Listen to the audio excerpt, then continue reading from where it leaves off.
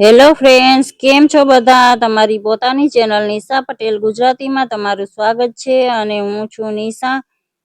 આજે આપણે આ એકદમ ટેસ્ટી એવા પ્રોટીનથી ભરપૂર લચ્છા પરાઠાની રેસીપી બનાવીશું.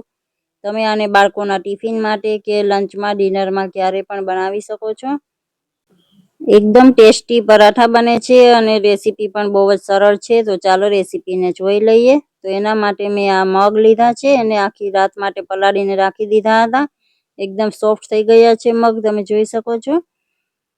આનું આપણે આ પાણી કાઢી લેશું અને ઉપરથી થોડું એવું પાણી એડ કરીશું. વધારે પાણી નથી નાખવાનું આપણે, કારણ કે આપણે મગની સ્ટફિંગ બનાવવાની છે. થોડું નિમક એડ કરી દેશું અને સારી રીતે મિક્સ કરી લેશું.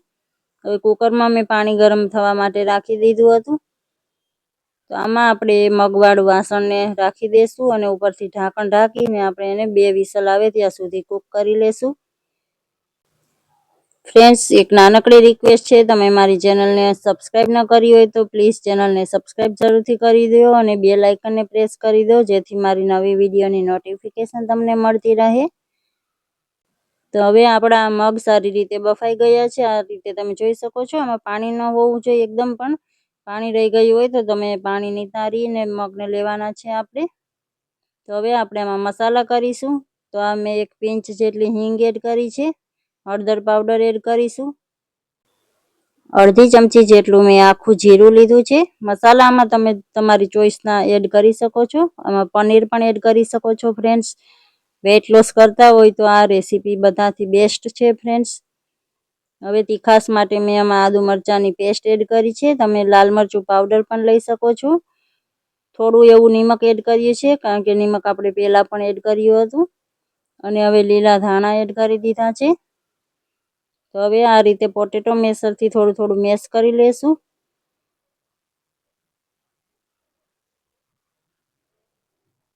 તો આપણી આ ચટપટી મસાલેદાર એવી સ્ટફિંગ બનીને તૈયાર છે. તો ચલો હવે પરાઠા બનાવીએ. તો પરાઠા બનાવવા માટે મેં રોટલીના લોટમાંથી એક આ રીતે લોઈ લઈ લીધી છે અને એને સૂકો આ રીતે લોટ લગાડીને આપણે એક મોટી રોટલી વણી લેશું. અને હવે એમાં આપણે આ બનાવેલું સ્ટફિંગને એડ કરી દઈશું આ રીતે સારી એવી ક્વોન્ટિટીમાં. ફ્રેન્ડ્સ, બાળકો ક્યારેક શાક રોટલી ખાવાના ઈચ્છા નથી હોતી, બાળકોને શાક રોટલી ખાવા નથી માંગતા, તો તમે આવી રેસીપી બનાવીને આપી શકો છો. આમાં શાક પણ આવી ગયું, રોટલી પણ આવી ગઈ, બાળકો પણ ખુશ અને આપણે પણ ખુશ. ઉપરથી આ રીતે સૂકો લોટ એડ કર્યો છે મેં, ડસ્ટ કરીને. હવે ઉપરથી બીજી રોટલી રાખી દઈશું આ રીતે. હળવે હાથે આ રીતે પ્રેસ કરી લેશું.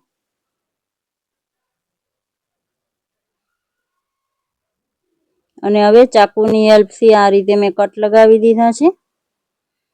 લચ્છા પરાઠા બનાવવાની આ રીત મને બધાથી સરળ લાગે છે ફ્રેન્ડ્સ.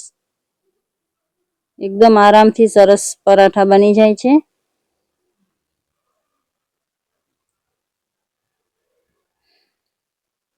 હવે આ રીતે એક સાઈડથી આપણે ઉઠાવી લેશું પટ્ટીને અને આ રીતે ગોળ ગોળ વાળતા જઈશું. આ રીતે સેમ પ્રોસેસ કરતા જઈશું આપણે. નાનું પરાઠું તમે બનાવવા માંગતા હોય તો 2 થી 3 જ સ્ટ્રીપને આપણે આ રીતે રોલ કરીશું. બાળકોના ટિફિન માટે બનાવતા હોય તો તમે એ રીતે કરી શકો છો. હવે આ રીતે હલકું એવું પ્રેસ કરીશું અને ઉપરથી સૂકો લોટ એડ કરીને આપણે આને હળવે હાથે વણી લેશું. વધારે પડતું પાતળું નહીં કરીએ ફ્રેન્ડ્સ, થોડું મોટું જ એવું રાખીશું, જાડું જ. તો આ રીતે આપણું આ મગનું લચ્છા પરાઠા બનીને તૈયાર છે. તવો ગરમ કરવા રાખી દીધો હતો, એમાં આપણે પરાઠાને એડ કરી દઈશું. લોટ મીડિયમ ફ્લેમ પર કૂક કરીશું આપણે. એક સાઈડથી તેલ લગાવી દઈશું સારી રીતે. તમે તેલ, ઘી કે બટર કંઈ પણ લઈ શકો છો, જે પણ તમને પસંદ હોય એમાં તમે શેકી શકો છો. તો આ રીતે સારી રીતે મેં તેલ લગાવી દીધું છે.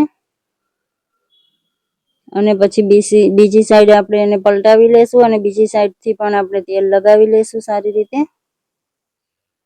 તો આ રીતે તમે જોઈ શકો છો, સરસ ગોલ્ડન કલર ડિઝાઇન આવી ગઈ છે. પરાઠું આપણા બનીને તૈયાર છે. આ રીતે બધા પરાઠા બનાવી લેશું. આને મેં મસાલાવાળા દહીં સાથે સર્વ કર્યા છે. વેટ લોસ કરતા હોય તો આ રેસીપી બધાથી બેસ્ટ છે ફ્રેન્ડ્સ. તમે આને સલાડ સાથે લઈ શકો છો. તો ફ્રેન્ડ્સ, તમને મારી આ રેસીપી કેવી લાગી? સારી લાગી છે તો લાઈક કરી દો. તમારા ફેમિલી અને ફ્રેન્ડ્સ સાથે શેર જરૂરથી કરજો અને કમેન્ટ કરીને જરૂરથી જણાવજો.